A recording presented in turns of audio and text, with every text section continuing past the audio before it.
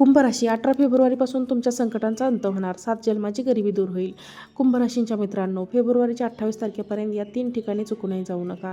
जर तुम्ही चुकूनही त्या ठिकाणी पाऊल टाकले तर येणारी लक्ष्मी परत फिरून जाईल. तुमच्या डोक्यावर भयंकर काळ फिरत आहे आणि शनी तुम्हाला इशारा देत आहे. तुमच्यावर संकटांची सावट देऊ शकते. तुमचे भाग्य दुर्भाग्यात बदलू शकते. तुमचे जीवन प्रसंगी भरून जाईल. 2 वेळच्या अन्नासाठीही तुम्हाला संघर्ष करावा लागू शकतो. दारोदारी फिरण्याची वेळ येऊ शकते. तुमच्या हातात पैसा टिकणार नाही आणि कमावलेले धन हॉस्पिटलमध्ये किंवा इतर अनावश्यक ठिकाणी खर्च होऊ शकते. तुमची चांगली कामे शेवटच्या क्षणी बिघडू शकतात. कुंभ राशींच्या मित्रांनो, तुम्हाला असे वाटू शकते की जणू तुमच्या आयुष्याला कोणाची नजर लागली आहे. म्हणूनच पुढील 12 दिवसात चुकूनही या 3 ठिकाणी जाण्याची चूक करू नका. तुम्ही विविध उपाय कराल, ज्योतिषांकडे जाल किंवा बाबांकडे धाव घ्याल, पण तरीही या संकटातून सहज बाहेर पडू शकणार नाही. कारण या सर्व अडचणींचं मूळ हेच आहे की नकळत तुम्ही त्या ठिकाणी पाऊल ठेवता आणि जसेच तुमचे पाऊल त्या ठिकाणी पडते तसेच पुढील 12 दिवसात तुमच्या अडचणीत वाढ होऊ लागतील. एकामागोमाग एक मोठ्यात मोठ्या अडचणी तुमच्या आयुष्यात येऊ लागतील. अखेर ते 3 ठिकाण कोणते आहेत जिथे फेब्रुवारीच्या पुढील 12 दिवसात तुम्ही अजिबात जाऊ नका. त्या 3 ठिकाणी पाऊलही ठेवू नका. याची सविस्तर माहिती आजच्या या व्हिडिओमध्ये मी तुम्हाला व्हिडिओच्या माध्यमातून देणार आहे. मित्रांनो, अडचणी खूप मोठ्या निर्माण होत आहेत कारण या संपूर्ण महिन्यात तुमच्यावर शनीच्या उलट चालण्याचा प्रभाव राहणार आहे. राहू देखील तुमच्यावर नजर ठेवून आहे. इथे शनी तुमचं पंचम भावात स्थित आहे, जो तुमचं धन, आरोग्य आणि उज्ज्वल भविष्याशी संबंधित अत्यंत महत्त्वाचा भाव मानला जातो. अशा परिस्थितीत तुमच्यासोबत जे काही घडेल त्यासाठी तुम्ही स्वतः जबाबदार असाल. त्यामुळे तुम्हाला अत्यंत सावध राहावे लागेल आणि प्रत्येक प्रकारे तुमची कर्म अधिक मजबूत करावी लागतील. कारण कर्मफळ देणारे दंडाधिकारी शनिदेव तुमच्यावर लक्ष ठेवून आहेत आणि तुमची प्रत्येक हालचाल तुमच्या भविष्याची पायाभरणी करू शकते. तुमचे उद्याचे आयुष्य उज्ज्वल होईल आणि संकटांनी भरलेले हे आजच्या कृतीवर अवलंबून असेल. या ठिकाणचा प्रभाव असा आहे की जर तुम्ही चुकूनही त्या ठिकाणी पाऊल ठेवले तर तुम्ही आयुष्यात चुकीचे निर्णय घेऊ लागाल. तुमच्या विचारसरणीत मोठा बदल होऊ शकतो आणि मानसिक संतुलनसुद्धा ढासळू शकते. या 3 ठिकाणच्या नकारात्मक परिणाम हे तुमच्या मनावर आणि बुद्धीवर होईल आणि तुम्ही चुकीचे निर्णय घेऊ लागाल. तुम्ही लोकांवर, अगदी आपल्या जवळच्या माणसांवर, घरातील सदस्यांवरही राग काढू लागाल. क्रोध वाढेल आणि स्वतःचीच कामे स्वतःच्या हातांनी बिघडू लागतील. तुमचे जे लपलेले शत्रू आहेत, जे नेहमी तुम्हाला अपयशी पाहू इच्छितात, ते त्यांच्या हेतूमध्ये यशस्वी होऊ शकतात. त्यांचे नाव यशस्वी ठरू शकतात आणि त्यांना आता एक कडू सत्य सांगते. एक व्यक्ती अशी आहे जी तुमच्यासोबत राहते, उठते, बसते, जेवते आणि ज्याच्याशी तुम्ही सर्व गुपित शेअर करता, पण त्या व्यक्तीचे संगत तुमच्यासाठी विषयासारखी समान ठरत आहे. त्या चुकीच्या संगतीमुळे तुम्ही आजपर्यंत आयुष्यात इतके दुःखी आणि त्रस्त राहिला. त्यामुळे तुम्हाला खूप सावध राहावे लागेल कारण या महिन्यात तुमच्या आयुष्यात अनेक आनंदाचे क्षणही येणार आहेत. मोठ्यात मोठ्या संधी तुमच्या वाट्याला येतील ज्यामुळे तुम्ही प्रगती करू शकता. ज्या गोष्टींसाठी तुम्ही वर्षानुवर्ष मेहनत घेत आहात, जे यशासाठी तुम्ही अतूट होता, ते मिळवण्यासाठी संधी तुम्हाला मिळू शकते. कारण या महिन्यात माता धनलक्ष्मी आणि देवादिदेव महादेव यांचा आशीर्वाद तुमच्यावर राहील. धनप्राप्तीची शक्यता वाढेल. आनंद आणि समाधानही मिळेल. हा महिना तुमच्या आयुष्यातील अभावामुळे संघर्ष दूर करण्याची संधी ठरू शकतो, पण त्यासाठी तुम्हाला योग्य पावले उचलावी लागतील. या 3 ठिकाणांपासून दूर राहणे अत्यंत गरजेचे आहे. चुकूनही त्या ठिकाणी पाऊल ठेवू नका, अन्यथा येणारी लक्ष्मी परत फिरून जाईल.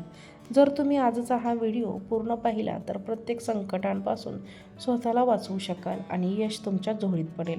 पण जर तुम्ही अहंकार दाखवला आणि हा व्हिडिओ दुर्लक्षित केला तर अर्धवट पाहिलं तर मग तुमच्यासोबत असे काहीतरी घडू शकते. हा व्हिडिओ दुर्लक्षित केला किंवा अर्धवट पाहिला तर मग तुमच्यासोबत असे काही घडू शकते ज्याची तुम्ही कधी कल्पनाही केली नसेल. अडचणींची मालिका सुरू होऊ शकते. म्हणूनच हा संदेश पूर्ण एका महादेवाचे खरे भक्त असाल तर कमेंटमध्ये हर हर महादेव नक्की लिहा. भोलेनाथांची कृपा तुमच्यावर अशीच राहू द्या. चला आता विषयाला सुरुवात करूया. त्या 3 ठिकाणाविषयी जाणून घेणे खूप महत्त्वाचे आहे, कारण प्रत्येकजण तुम्हाला योग्य सल्ला देईलच असे नाही. काही ना त्यातलं काही मित्र, काही नातलग, कधीकधी आपल्याला आसपासचीच लोकंसुद्धा तुमच्या प्रगतीकडे पाहू शकतात, जळू शकतात. तुम्ही पुढे गेला, उंच भरारी घेतली तर काहींना ते खटकू शकतं. त्यामुळे स्वतःची दिशा ठरवताना विवेकाने आणि साधेपणाने पावले उचलणे आवश्यक आहे. आता आपण पहिल्या ठिकाणाबद्दल जाणून घेऊया. पहा, पुढील काही दिवसात तुम्हाला नदी, तलाव, झरा किंवा कोणत्याही पाण्याच्या ठिकाणापासून पूर्णपणे दूर राहावे लागेल, कारण सध्या तुमच्यावर राहू आणि मंगळ यांचा प्रभाव जड आहे आणि संकटांची छाया देखील जाणवत आहे.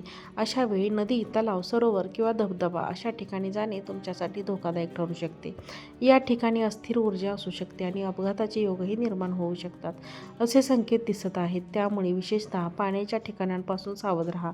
एखादा मित्र किंवा नातेवाईक फिरायला जाऊया, सुंदर निसर्गरम्य पाहूया असे म्हणाला तरी नम्रपणे नकार द्या.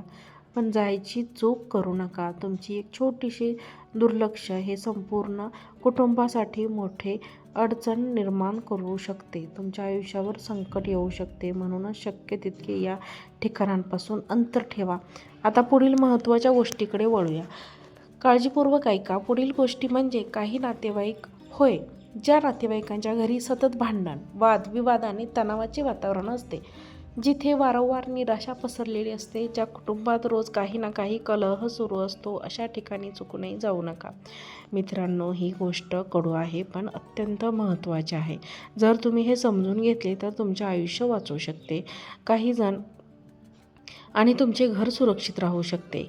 काही जण किरकोळ पुन्हा जावे लागते, जणू एक सवय तयार होते. उलट काही जण किरकोळ तक्रारींसाठी घरगुती काळजी, विश्रांती आणि डॉक्टरांच्या सल्ल्याने उपचार करतात आणि अनावश्यक रुग्णालयीन फेऱ्या टाळतात. मुद्दा असा आहे की गरज असेल तेव्हा रुग्णालयात जावा, अत्यावश्यक आणि योग्यच आहे, पण विनाकारण तिथे वेळ घालवणे टाळावे. मंदिरात शांतता, मंत्र, दिव्याचा प्रकाश आणि सकारात्मक भावना असतात, तर रुग्णालयात यंत्रसामग्री, तातडी आणि तणाव असतो. जर तुम्ही कारण नसताना तिथे जाऊन दीर्घकाळ गंभीर रुग्णांच्या वातावरणात राहिलात तर तणावाचा परिणाम तुमच्या मनावर होऊ शकतो. त्यामुळे शक्य तितके स्वतःची मानसिक ऊर्जा जपा. अनावश्यक भेटी टाळा आणि जावे लागले तर मन शांत व स्थिर ठेवायचा प्रयत्न करा, कारण मनस्थितीचा परिणाम तुमच्या नातेसंबंधावर आणि निर्णय क्षमतेवर होऊ शकतो. याचा परिणाम तुमच्या धनप्रवाहावरही होऊ शकतो. म्हणूनच शास्त्रात असे सांगितले जाते की जिथे आजारपणाचे वातावरण असते तिथे जास्त वेळ थांबणे टाळावे. आता एक महत्त्वाची गोष्ट नीट ऐका. जर अत्यावश्यक कारणामुळे रुग्णालयात जावेच लागले तर काही गोष्टींची काळजी घ्या. शक्यतो रिकाम्या हाताने जाऊ नका. मित्रांनो आणि मैत्रिणींनो, वरील व्हिडिओ आवडला असेल तर व्हिडिओला लाईक करा. चॅनलवरती नवीन असाल तर चॅनलला सबस्क्राईब करा आणि हा व्हिडिओ शेअर करा. आजचा व्हिडिओ पाहिल्याबद्दल धन्यवाद. श्री स्वामी समर्थ.